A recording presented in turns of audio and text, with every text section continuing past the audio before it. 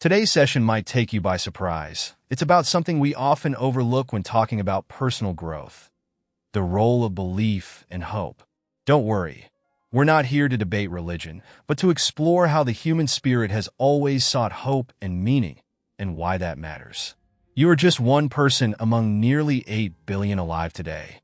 And Earth, where you're rooted, is one of over 100 billion planets in our galaxy. In our galaxy, it's merely one of over 2 trillion in the observable universe. If our existence is so minuscule in this grand scheme, why should we care about our dreams, our struggles, and our joy? What makes our lives worth anything at all? The answer lies in a very simple truth. Meaning is something we create. We yearn for purpose, for connection, for a sense that someone or something is watching over us, guiding us. And for centuries, humans have turned to religion or spirituality to provide that comfort. It's a deep-seated human desire that goes back tens of thousands of years, and its roots reveal a lot about us. The journey of belief began over 200,000 years ago when a couple of early humans in Ethiopia were born with slightly different brains capable of imagination, of storytelling, of wondering why and what if. This was a turning point. No longer were we just surviving. We started seeking, dreaming, and explaining the world around us. Fast forward through the centuries and across continents, we find evidence of this shift. In Russia, 3 humans were buried with thousands of beads, a ritualistic act that spoke to something deeper than mere survival. This marked the beginning of our search for meaning, our attempt to define and connect with something bigger than ourselves. With time, stories became structured belief systems. In 4000 BC, Aboriginal Australians worshipped serpents as creators. In 400 BC, Siddhartha Gautama taught detachment from suffering. In the 1st century AD, Christianity and Islam spread messages of love, peace, and compassion. All these belief systems, different as they are, share a common goal: to provide answers to the unanswerable and to connect people to hope and purpose.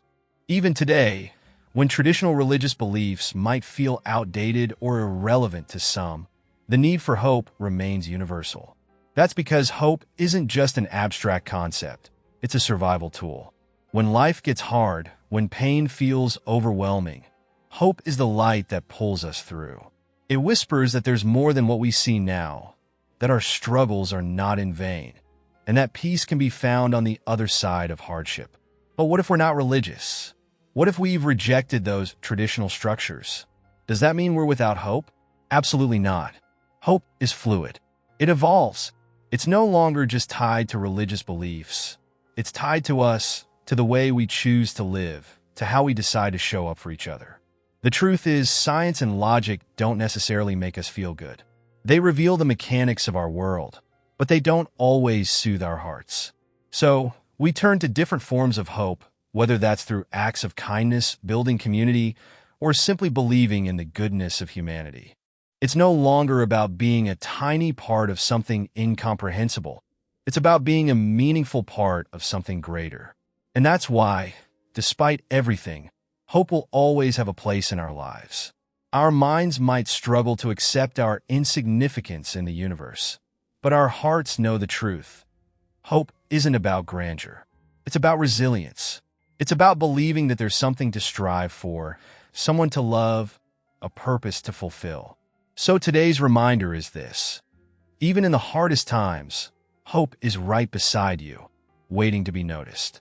Whether you find it in a quiet moment of reflection, in the smile of a stranger, or in the comfort of a friend's voice, it's there. Don't overlook it. Embrace it. Until next time, stay hopeful and keep moving forward.